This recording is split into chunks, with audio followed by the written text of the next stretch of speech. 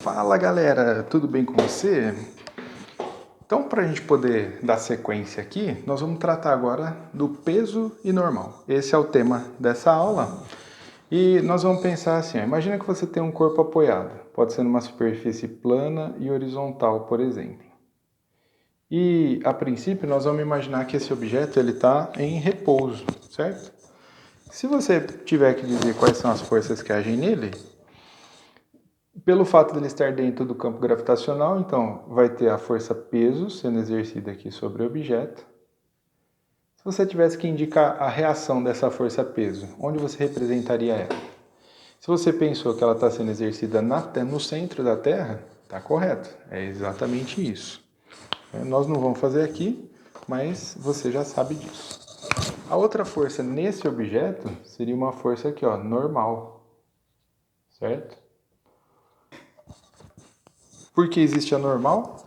Porque o objeto está apoiado sobre uma superfície. Então, a reação dessa força normal, ela estaria na superfície de apoio, certo? Essa superfície pode ser o chão? Pode, mas podia ser uma mesa, podia ser qualquer outra coisa. Então, qual que é a ideia?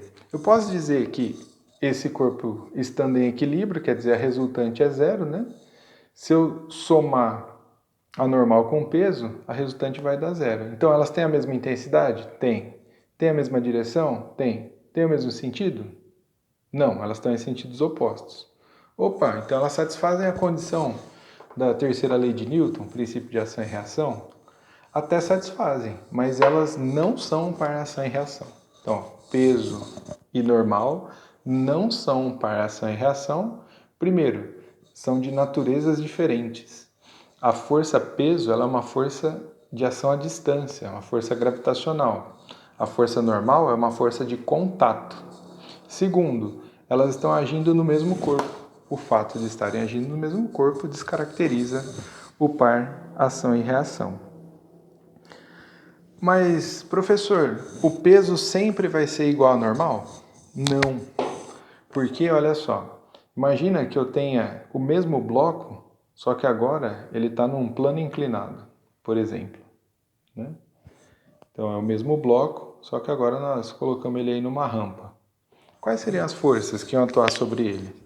Então nós continuaríamos tendo o peso, que agora está nessa direção aqui, ó, porque o peso ele tem a direção do centro da Terra, né? E a normal, ela é perpendicular à superfície de contato. Nesse caso aqui, pessoal, nós podemos dizer que se só tivessem essas duas forças, não tivesse o atrito, esse objeto ele ia ficar parado? Obviamente não, ele ia entrar num movimento de descida aqui, no plano inclinado. Então, nesse caso, o módulo da normal é igual ao módulo do atrito.